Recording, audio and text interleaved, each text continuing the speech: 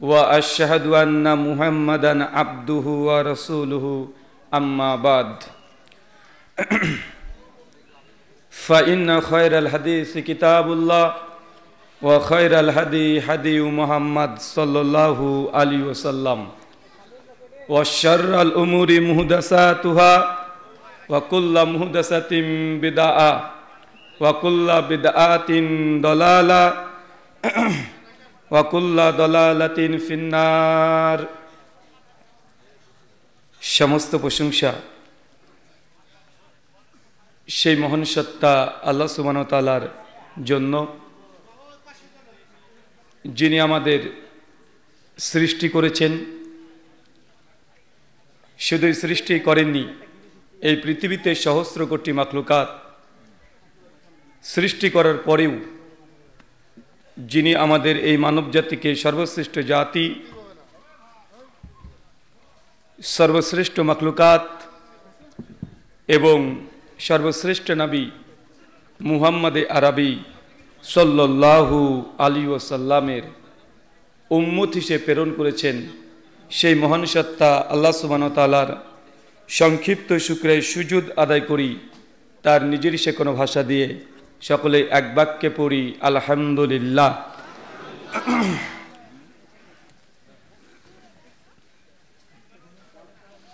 কাকাইলকাটি যুব সমাজের উদ্যোগ এবং পরিচালনায় আজ তৃতীয় বার্ষিকী আজমুশান ইসলামী আলোচনা সভা তারিখ 23শে ফেব্রুয়ারি 2025 রবিবার। আজকের এই আলোচনা সভাটিকে সফল করার জন্য যারা সার্বিক দিক দিয়ে সাহায্য এবং সহযোগিতা করেছেন, তাদের প্রত্যেকের নাম ধরে স্বতন্ত্রভাবে শুকরিয়া আদায় করা সম্ভব নয়। তারপরেও আজকের এই চলন্ত সভার সভাপতি সাহেব, সহ সভাপতি, অতিথি এবং বিশেষ অতিথি সহ দূর দূরান্ত থেকে যেসব দিনী ভাই এবং বোনেরা আলোচনা শ্রবণের উদ্দেশ্যে একত্রিত হয়েছেন, পাশাপাশি যারা সোশ্যাল মিডিয়া প্ল্যাটফর্ম থেকে এই মুহূর্তে আমাদেরকে দেখছেন এবং পরবর্তী সময় দেখবেন, যারা অর্থ, শ্রম, মেধা, অক্লান্ত পরিশ্রম, দোয়া এবং পরামর্শ দিয়ে এই আলোচনার সভাটিকে সফলের উদ্দেশ্যে চেষ্টা করেছেন, আল্লাহ সুবহানাহু ওয়া তাআলা তুমি তাদের প্রত্যেকের নেক নিয়াত এবং নেক আমলগুলোকে কবুল করে নাও। সকলে পড়ি আমিন। মহান সত্তা আল্লাহ সুবহানাহু ওয়া তাআলার কাছে দোয়া, এই প্রার্থনা, আল্লাহ সুবহানাহু ওয়া তাআলা আমরা মানুষ, আমরা কম বেশি ছোট বড় ভুল, ত্রুটি বিচ্যুতি, গুনাহ, পাপ, অন্যায় করে থাকি। আজকের এই আলোচনা সভার ওসিলায় আমাদের পেছনের ছোট ছোট গুনাহগুলোকে তুমি ক্ষমা করে দাও। সকলে পড়ি আমিন। সম্মানিত সুধী, বাদ মাগরিব থেকেই বিভিন্ন আলোচক তারা পবিত্র কোরআনুল কারীম এবং হাদিসে মুবারাকা থেকে অনেক গুরুত্বপূর্ণ আলোচনা পেশ করেছেন। আজকের এই আলোচনা সভার অন্তিম লগ্নে আপনাদের সামনে উপস্থিত হয়েছি একটি নির্দিষ্ট বিষয়ের উপরে কোরআনুল কারীম এবং হাদিসে মুবারাকা থেকে বর্তমান প্রেক্ষাপটকে সামনে রেখে কিছু কথা বলার উদ্দেশ্যে আজকে যে বিষয়ে গুরুত্বপূর্ণ আলোচনা হবে, আলোচ্য বিষয় গুনাহ মোচনের উপায়। কি বললাম বলেন তো? পাপ থেকে বেঁচে থাকতে চান? কে কে চাই? একটু হাত তুলি তো। মাশাআল্লাহ, আল্লাহ তুমি কবুল করো, আমিন। এই আলোচনা এই উদ্দেশ্যেই যে আমরা এমন কোনো মানুষ নেই যে আমরা গুনার সঙ্গে লিপ্ত না। কেউ ছোট গুনাহ করে, কেউ বড় গুনাহ করে। সুনান তিরমিজি হাদিস না 2499, আল্লাহ নবী বলছেন কুল্লু বানি আদম খাত্তাউন, প্রত্যেক আদম সন্তান। যারা নবী আদমের সন্তান বলে দাবি করবে, তাদের দ্বারাই ভুল, ত্রুটি, গুনাহ, খাতা, অন্যায়, অবিচার, জুলুম, সমস্ত ধরনের গুনাহ বা পাপ এগুলো আপনার দ্বারাই আমার দ্বারাই হবে। এটাই সত্য এবং বাস্তব কথা। কেউ যদি বলে যে না আমার কোনো গুনাহ নেই, আমি কোনো পাপ করি না, জেনে রাখবেন এই দাবিটা তার শতভাগ মিথ্যা। আর মিথ্যা এই জন্যই যে আমরা আদমের সন্তান, আমাদের দ্বারা ভুল হওয়া এটা 100% হতেই হবে। কেউ হয়তো ছোট গুনাহ, কেউ বা বড় গুনাহ, তবে গুনাহ যখন হবে শুধু গুনাহ করলেই হবে না, আল্লাহর নবী বলছেন সবচেয়ে ওই ব্যক্তি উত্তম ভুলকারী যে গোনা হয়েছে, ভুল করার পরে আল্লাহ সুবহানাহু ওয়া তাআলা যে ক্ষমা চায়। কি চায়? কথা বলেন। ক্ষমা চাই। এক ধাপ এগিয়ে আর একটা কথা বলে দিই। আমার জানামতে কোরআনুল কারীম বা হাদিসে মুবারাকার মধ্যে, হাদিস ভান্ডারের মধ্যে বা সালাফ থেকে খালাফ পর্যন্ত এমন কোন আলেম শেখ মাশায়েখ তারা এই দাবি কেউ করেনি দুনিয়াতে এমন কোন গুনাহ নেই যে গুনাহ দিয়ে বান্দাকে আল্লাহ জাহান্নামে দিয়ে দেবে। দুনিয়ার এমন কোন গুনাহ নেই যে গুনাহের কারণে মানুষ জাহান্নামে যাবে। কথা বুঝতে পারলেন? এমন কোন গুনাহ নেই। যদি বলতেন শিরিক, জি এটা তো সবচেয়ে বড় গুনাহ, সবচেয়ে বড় গুনাহ শিরিক। কিন্তু জীবদ্দশাতে যদি আপনি তওবা করে নেন আল্লাহ ক্ষমা করবেন কি করবেন না? সুদ, ঘুষ, জেনা, ব্যভিচার এমন কোন গুনাহ নেই যারা গুনাহের কারণে আপনাকে জাহান্নামে দেবে। তো জাহান্নামে কেন যাবেন? গুনাহ করেছেন, তওবা করেননি। গুনাহ করেছেন, আল্লাহ যে ক্ষমা চান নাই, অনুতপ্ত হন নাই, এই জন্য আপনাকে আল্লাহ সুবহানাহু ওয়া তাআলা জাহান্নামে দেবে। তাই আগে কোনটা গুনাহ, গুনাহ থেকে বাঁচার অনেকগুলো উপায় আছে, কিন্তু আমাদেরকে প্রথমেই গুনাহ সম্পর্কে জানতে হবে। আর আল্লাহ সুবহানাহু ওয়া তাআলা যে রব, প্রতিপালক, এটা সম্পর্কে আগে অবগত হতে হবে। সহিহ মুসলিম এবং মিশকাত হাদিস নাম্বার 2113 আল্লাহ নবী বলছেন, তোমরা যদি গুনাহ না করতে, এই আদম সন্তান তোমরা যদি গুনাহ না করতে, তাহলে তোমাদের পরিবর্তে আমি অন্য এক জাতিকে আনতাম যারা গুনাহ করত আবার আমার কাছে তওবা করত, আবার গুনাহ করত, আবার তওবা করত, আবার গুনাহ করত, আবার তওবা করত। কি বুঝলেন? কিছু বুঝেছেন? এটা আল্লাহর নবী হাদিসে কুদসি হিসেবে বলছেন যে আল্লাহ জানিয়ে দিয়েছেন যদি এই আদম সন্তান আমরা যদি পাপ না করতাম, গুনাহ না করতাম, আমাদের দ্বারা যদি ভুল না হতো, তাহলে আল্লাহ আমাদের সৃষ্টি করতেন না, বরং আমাদের পরিবর্তে অন্য এক জাতি সৃষ্টি করতেন যারা পাপ করত, পাপ করার পরেই সমস্যা আল্লাহর কাছে ক্ষমা চাইতো, পাপের জন্য অনুতপ্ত হতো। আল্লাহ এই কথা বলছেন কেন জানেন? গুনাহের সঙ্গে আল্লাহ সুবহানাহু ওয়া তাআলার কানেকশন কি? একটা মানুষ যদি গুনাহ না করে তাহলে আল্লাহ সুবহানাহু ওয়া তাআলার অস্তিত্ব, তার সিফাত, তার বৈশিষ্ট্যের উপরে কাফের মুশরিক তারা অভিযোগ উত্থাপন করতে পারবে। কিভাবে? যদি আপনি গুনাহ না করেন তা আল্লাহ আর রহমান, এটা প্রমাণ হবে কিভাবে?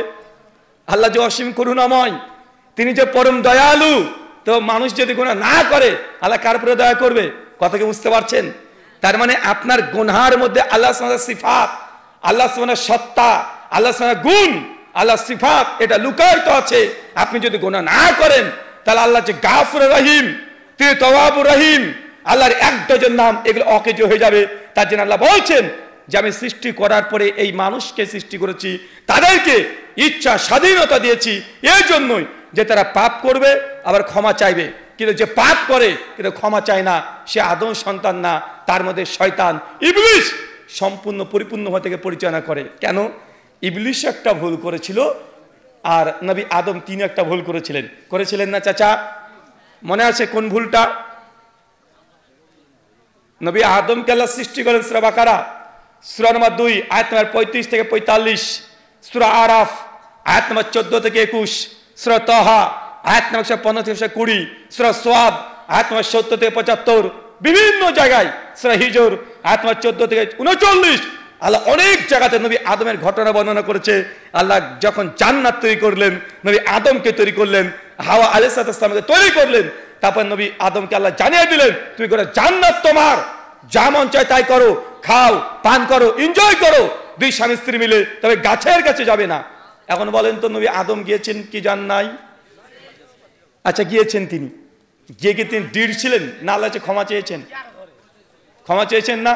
সূরা আরাফ 14 থেকে 24 নম্বর আয়াত পর্যন্ত যখনই বুঝতে পেরেছেন আমার দ্বারা একটা অন্যায় হয়ে গেছে, আল্লাহর আদেশকে আমি উল্লঙ্ঘন করেছি, আদেশকে লঙ্ঘন করেছি, আল্লাহ যে আদেশ করেছে সেই আদেশকে আমি যখন লঙ্ঘন করেছি জানা বোঝার পরে সেই আল্লাহর কাছে তিনি ফিরে গেছেন, তওবা করেছেন, রব্বানা জালামনা, এ তো আপনাদের মুখস্থ আছে না?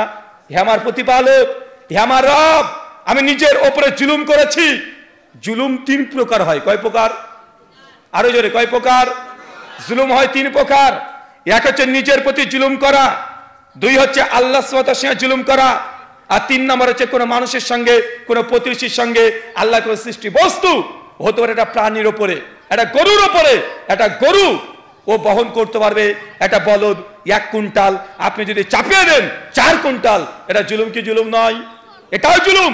শুধু মানুষের সঙ্গে জুলুম হয় এমনটা নয়, আল্লাহর সঙ্গে জুলুম হয় কি হয় না? আল্লাহ সুবহানাহু ওয়া তাআলার সঙ্গে জুলুম হয়।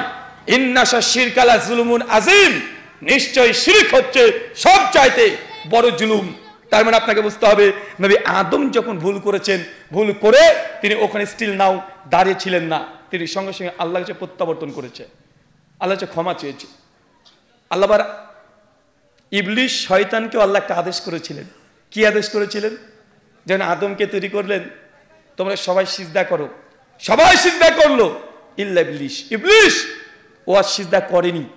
সিজদা করেনি তো ভালো কথা, আল্লাহর আদেশকে লঙ্ঘন করেছে, যেমন নবী আদম লঙ্ঘন করেছিলেন।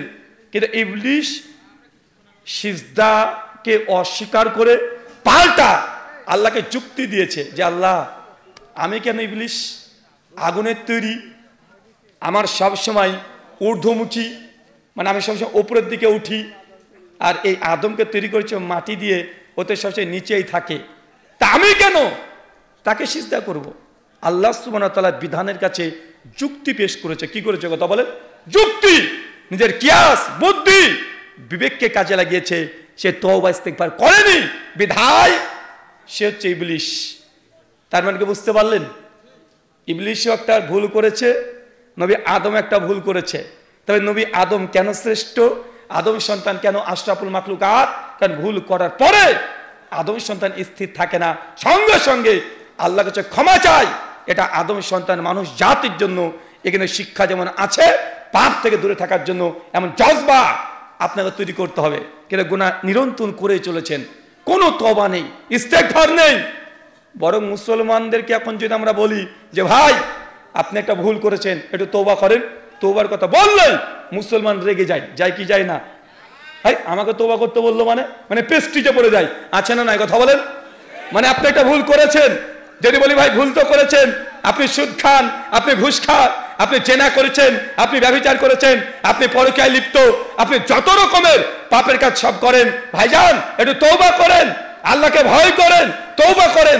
একথা বললে মানুষের মধ্যে আবার নতুন করে শয়তান জাগ্রত হয়, অহংকার প্রদর্শন করে, রেগে যায়। এই তুই আমাকে তওবা করতে বলার কে? এই তুই আল্লাহ সুবহানাহু ওয়া তাআলার কাছে তওবা করার মানে বলার তুই কে? ভাবটা মনে হচ্ছে যে আমার কাছে তওবা করতে বলেছি, আমি তো বলেছি